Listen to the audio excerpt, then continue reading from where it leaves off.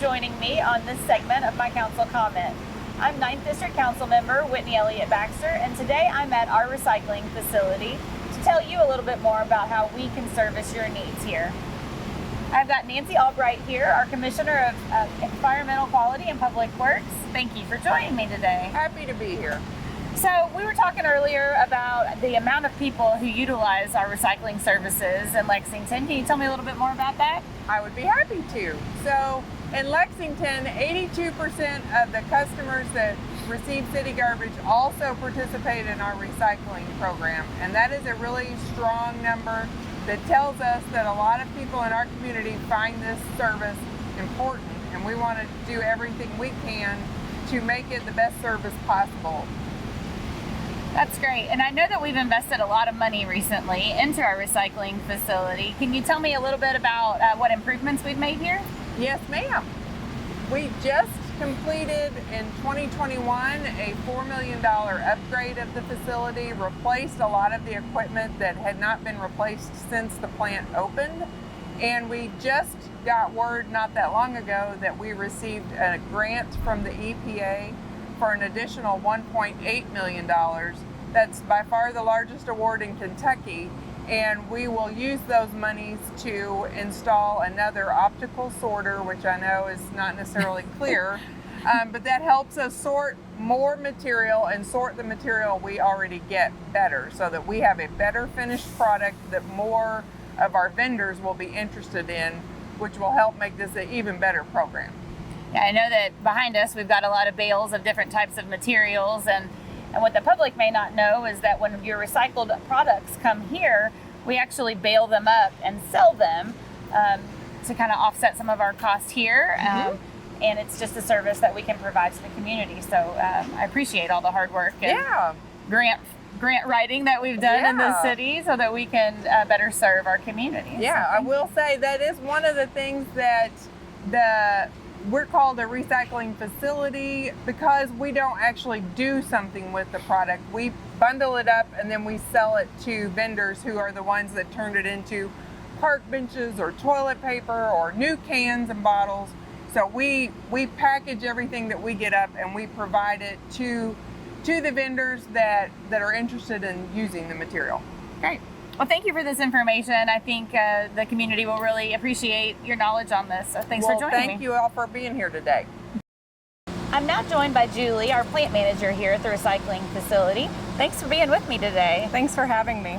So I was wondering if you could tell me a little bit about the process that recycled materials go through from the time that a resident puts it in their recycling container until we can see it back here in one of these bales. Absolutely. So basically we get the materials from the trucks. They get dumped in our old tipping fuller in our tent there.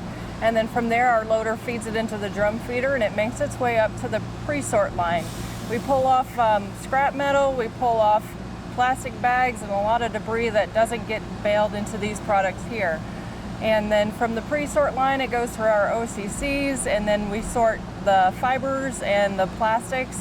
And so we have our optical sorters, which actually kind of identify what material that is and send it in the right direction. And then from there, once they get through that sorting process, they go through to our bunkers, and then once the bunkers are full, we bale them, and then we have the products that you see here. Seems like a pretty intense process. Yes. So you mentioned pulling things off that we can't recycle. So what are some of those items? You mentioned plastic bags, metal. It sounds like that might be some dangerous materials because I know that our employees are actually physically pulling those off of the line. So what are some tips that you could give our community on appropriate things to recycle? Absolutely, that's correct. There's a couple of different hazards. There's the hazards that we're pulling off the lines. We get things like car rotors and large metal items that are they're recyclable, they're just not recyclable at our facility. And then we have materials that kind of get hung up in our equipment, and so things like hoses, extension cords, lights, and even like larger big pieces of cardboard that get caught up in our equipment. So we recommend that if you have large cardboard, if you can cut it down to like a 5 by 5 foot size so that it fits through our conveyor belt systems, and then that way we can process it. Okay. So the items that we can't recycle at this facility, what happens with them, and what's the percentage that maybe still goes into the landfill? Absolutely. So the items that we pull off of the lines and stuff that cannot be recycled, they go to our trash compactors or even our scrap metal bins. And so the scrap metal that we do pull off, we do recycle that with the other recycling companies in the area. And then the other waste ends up going to the transfer facility that we have to pay for disposal. And what do you think that percentage is, the amount of products that come here that we then have to send to the landfill after all? Well, it started off back in September, we were at about 29%, and last month we were down to 26% of our waste, or our material that comes in here does have to go to the transfer station.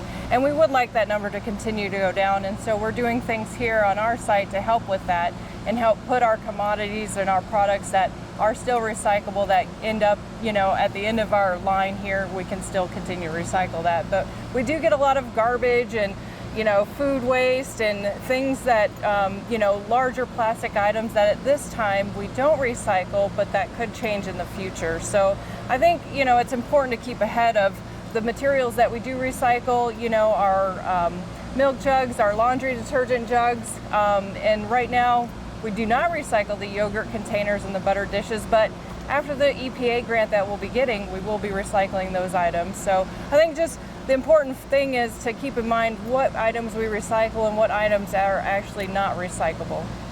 Thank you. I know we'll talk a little bit more later about the educational opportunities for the community so that everybody's kind of on the same page with what we can recycle. But what are some of the biggest, I know you mentioned butter containers and yogurt containers, what are some of the other items that you see a lot that we can't recycle here? Absolutely. We see a lot of car batteries, we see a lot of car rotors, we see a lot of helium tanks, and things of that nature. Okay.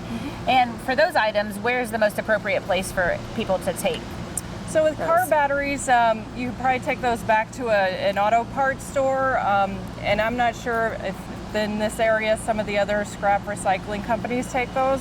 And then as far as the helium tanks, those also do go to those scrap metal recycling companies. Well, great. Thank you so much for joining me. Appreciate it. Next, we'll have some educational information. I'm now joined by Danny. He's our educational coordinator here. So thanks for being with me today. Happy to be here. So I know we do a lot of education in our community. Can you tell me a little bit about recycling education and what your role is here? Absolutely. So one of the things that we like to do is we do classroom education throughout Fayette County. So we'll work with students from kindergarten all the way through high school and go into the classroom and talk to them about the importance of waste management and how to properly recycle. We might take a can just like this and we'll walk through all the different ways that this can goes from consumers into the recycle process and back to the consumer shelves again, and how many jobs that might create, the processes that are going behind that, and the importance of why recycling is so helpful to our communities. We might bring schools on tour groups here. Okay. So starting at 4th grade, you're welcome to sign up for a free tour at the Recycle Center. We actually cover the buses for that. Wow. If you're in a public school system. And then we will take high school students on a deeper tour throughout the facility and let them kind of see all the behind the scenes looks of what that looks like. That's great that you're starting that education at such a young age. I know my children have participated in those programs, and they come home and tell me what I can and can't recycle, so it's very beneficial. So can the public come and take a tour of the facility as well, and how would they go about doing that? They absolutely can. So the easiest way to learn more about recycling in the city is go to lexingtonky.gov/recycle. Okay. So we try to make it as easy as possible, and you can go there, learn about the different details and kind of what we offer. We offer tours for anybody in the public who wants to do that. I get emails all the time from different groups, church groups, Boy Scout, Girl Scout groups, interested community groups. We get all kinds of different people who just want to come and see the facility. And so they'll email me. My email address is dwoolums@lexingtonky.gov. Okay. I get emails. We'll schedule a tour. We'll figure out what dates work. And absolutely, we'll do all that. I've taken one of those tours before, and this is a really impressive facility. So I would encourage anyone in the community who's interested to come out and take a peek. So what kind of education is out there in regards to what our facility actually recycles? Is there a list on our website that tells people, what's an appropriate recycled item? Absolutely. Again, if you go to the lexingtonky.gov/recycle, it has a list of all the different things that you can recycle. It has a FAQ, so frequently asked questions of what are the things that people might not be sure about. Okay. We have a list of all the commonly most requested items, and so we have people who are asking about the helium tanks. And so you might go there and find out where you can distribute it.